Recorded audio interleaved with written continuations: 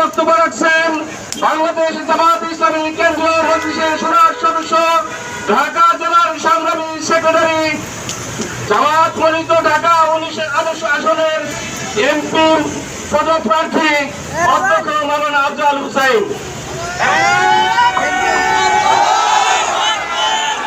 বিসমিল্লাহির রহমানির রহিম। ৩২ জুলাইয়ের বর্ষপূর্তি উপলক্ষে কেন্দ্র ঘোষিত কর্মসূচির অংশ হিসেবে ঢাকা জেলার আজকের এই গণমিছিল পূর্ব সমাবেশের সভাপতিত্ব করছেন বাংলাদেশ জামাত ইসলামী ঢাকা জেলার সংগ্রামী আমির জননেতা মাওলানা দেওয়ার হোসেন। আমাদের মাঝে উপস্থিত আছেন জেলা এবং থানা পর্যায়ের নেতৃবৃন্দ, উপস্থিত আছেন জাতির জাগ্রত বিবেক সাংবাদিক বন্ধুগণ, উপস্থিত আছেন আইন শৃঙ্খলায় নিয়োজিত বিভিন্ন সংস্থার দায়িত্বপ্রাপ্ত ব্যক্তিবর্গ, সংগ্রামী উপস্থিতি, আসসালামু আলাইকুম ওয়া রাহমাতুল্লাহি ওয়া বারাকাতুহু। আমরা 1 বছর হয়ে গেল দেশ দ্বিতীয়বার জন্ম নিয়ে স্বাধীনতা অর্জন করেছে।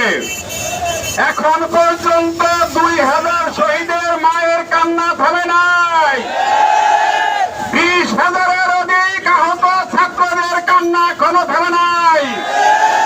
অন্তর্বর্তী সরকারের কাছে আহ্বান করব, যারা শহীদ হয়েছে তাদের পরিবারকে পুনর্বাসন করার জন্য, যারা আহত হয়েছে তাদেরকে দেশে এবং বিদেশে পাঠিয়ে সুস্থ চিকিৎসার মাধ্যমে তাদের ভবিষ্যৎকে উজ্জ্বল করার জন্য, যারা বেকার আছে আহত হয়ে তাদেরকে পুনর্বাসনের জন্য আহ্বান জানাচ্ছে।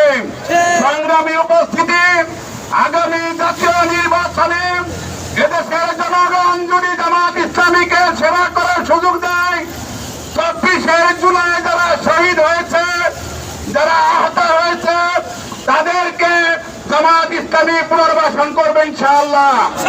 তাদেরকে মূল্যায়ন করা হবে, তাদের পরিবারকে মূল্যায়ন করা হবে, তাদেরকে এই দেশের সম্মাননা দেওয়া হবে ইনশাআল্লাহ।